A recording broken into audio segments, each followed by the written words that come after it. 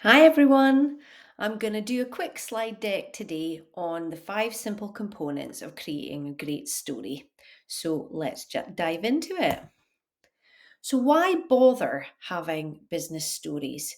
So, in history, stories have been used to pass on information. So, if you think about myths and legends or religious books, all of them are based on stories, and those stories have survived for centuries. And why do they work? So, the reason that they work is when you give information in the form of a story, it lights up different parts of your brain to the listener. And it means that they're more likely to retain the information that you're giving. Plus, it's more fun when you give information in the form of a story. We've all been to networking groups where you just get pitched at. When people tell stories, it just makes it more interesting and fun. So that's why stories are important. So these are the results that you can have when you have crafted good business stories. So this is Ian, my business partner's data.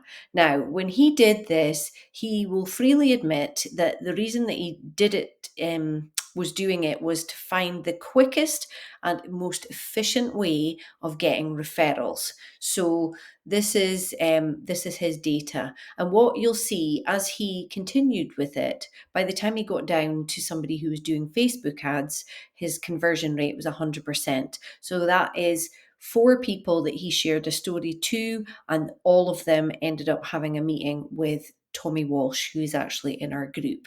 So you're going to get the benefit of Ian's learning on how to craft good stories.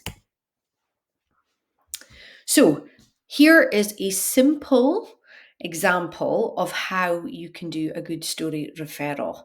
And that is why once you've written your story and put it into the Story Swap Vault, we will help you minimize that story so it'll mean other people can pick it up and share it for you. And the reason that we've done it this way is it should be really simple. You copy, paste, you share, and the referral's done. It takes like 5 seconds to do it for somebody. But to allow that to happen, we have to have the structure and the process in place. And doing this training is part of putting that structure and process in place. So the reason we're doing it is more referrals in the group, to make it really simple and easy to do, and for everybody's business in here to grow. And that's basically why all networking groups exist. So we're doing what we're here for.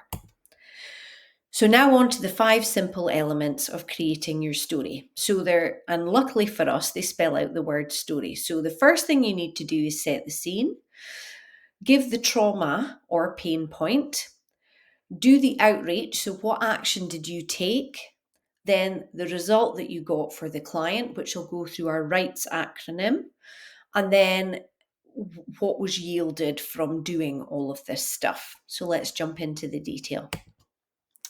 So, really important to set the scene. If we've got any salespeople in here, you'll know that doing the hook is the most important part of doing a pitch. But doing a story, starting with the niche or the sector for the person, the type of client that you're looking for, is really important. So either the niche or sector or the type of person. You have to put that in at the beginning, because that then lets people know who you're looking for. So they'll be sitting there going, I know somebody like that. So they're going to listen to what you've got to say. So it's really important that you put that in. So if you don't have a niche or sector, like graphics designer working in marketing, for example, you could use a type of person. So maybe a stressed out mom or an overloaded business owner, but it's really important that you put that in first. Next, detail. So it's really important that when you're doing your story, you minimize the detail. So we've all had stories that have had too much detail in them, and you sit there and you go, what's the point? So minimize your detail so you get your point across, but you need to put in enough that the story sounds real. So that it's a fine line, but make sure you have enough that people know it's real, but not too much that you overwhelm them. And things that you could include is where you met the person, where are they based, the situation that they're in. Those are all suggestions of things that you could include. Next, the pain point. So the pain point can be a major pain or a minor annoyance and everything in between, but it's important that you have that pain point in. Our brains are designed to move towards pleasure and away from pain, and they'll more readily move away from pain. So that's why it's important to have a real pain point in there that people can relate to. And so that's basically it. Make sure you've got a pain point in.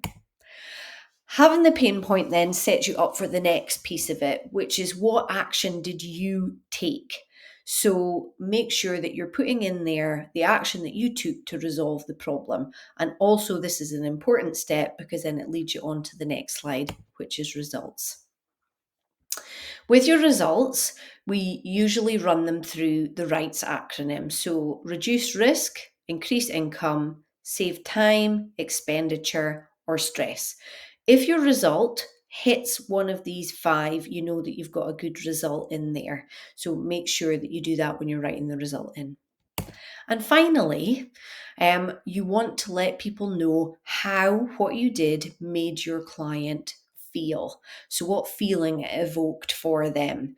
Some of you may recognize this is Maslow's hierarchy of needs, which every human being needs. So that's why it's important to put in how you made your client feel. When I speak about Linked Online, I always tell people about the safe space that we have in our lovely community, and that hits safety and love and belonging. So for you guys, just make sure that when you're speaking about how you made your clients feel, that it's fitting in one of these blocks. And that's how to do a great story. Good luck.